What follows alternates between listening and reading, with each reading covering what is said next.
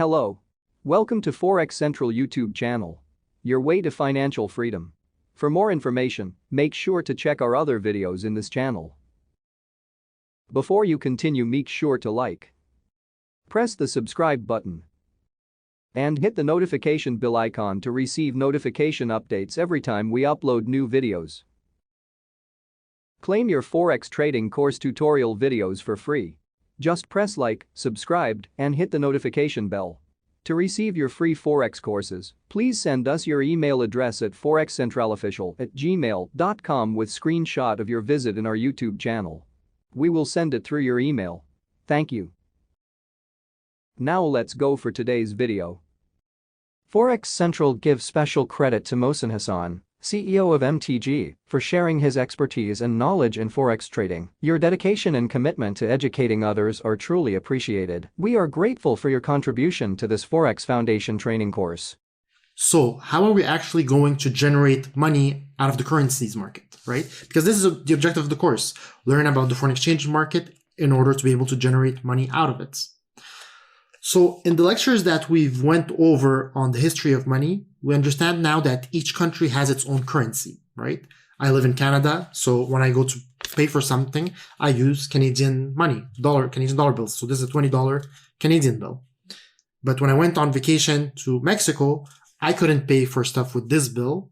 I had to use pesos, right? So I had to convert some of my Canadian money to pesos in order to buy stuff there. Now the rate is not constant, like we've saw from the previous lectures, because each currency isn't backing up their currency by gold, and then you could say, well, if this is worth this much gold and this is worth this much gold, then this is worth this amount of that.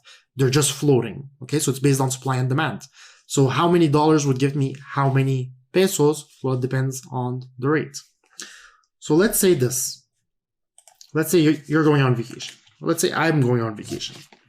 Okay, and I'm going from, I live in Canada, but let's say for simplicity, let's say you're living in the US. And the rate right now from US to pesos, okay, and let's just write it like this. If you want to bring $1 US and convert it to pesos, $1 US would give you 20 pesos. Okay, this is the current rate. So you have, you're going on vacation, you're like, okay, well, you know what? I'm going to bring $100. Okay, let's say it's a short trip. You bring $100. Well, you go to the exchange place, you could go to the airport or wherever, and they exchange $100 and you get 2,000 pesos. Now you stay there for a week. And let's say when you go there, you ended up not spending any money.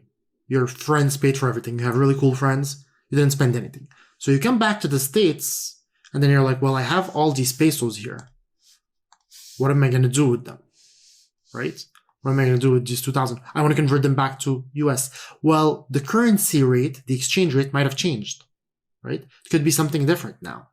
So let's say that when you're coming back, the exchange rate changed and now the new rate is $1 US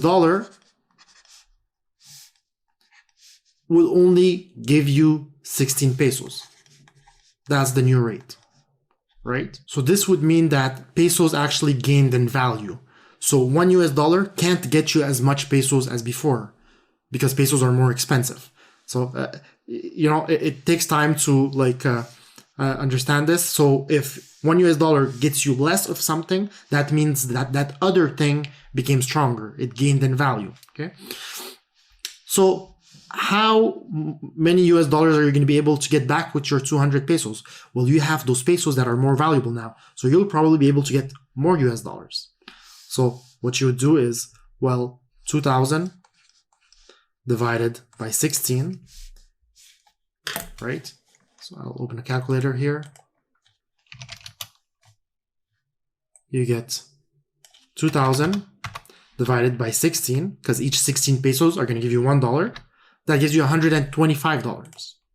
So you go back to the airport and you go see the exchange shop and you convert it back and now you get 125 US dollars.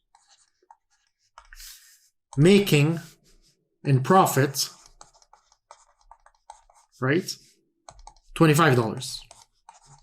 Because you had 100 initially, but now you ended up having 125 bucks. So you made $25 because of that exchange rate fluctuation. Now, if the exchange rate changed differently, meaning the pesos, $1 US could bring you, I don't know, 30 pesos, well, you would have lost money because pesos wouldn't have been worth as much anymore. Okay.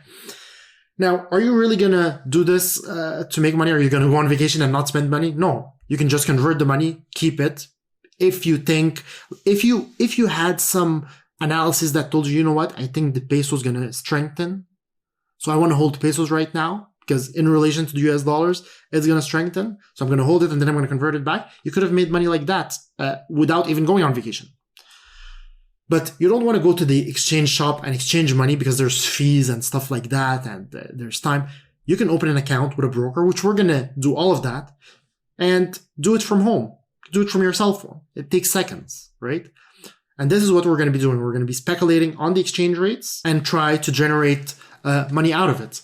Now, what is the actual exchange rate between US and pesos? You can actually just Google it.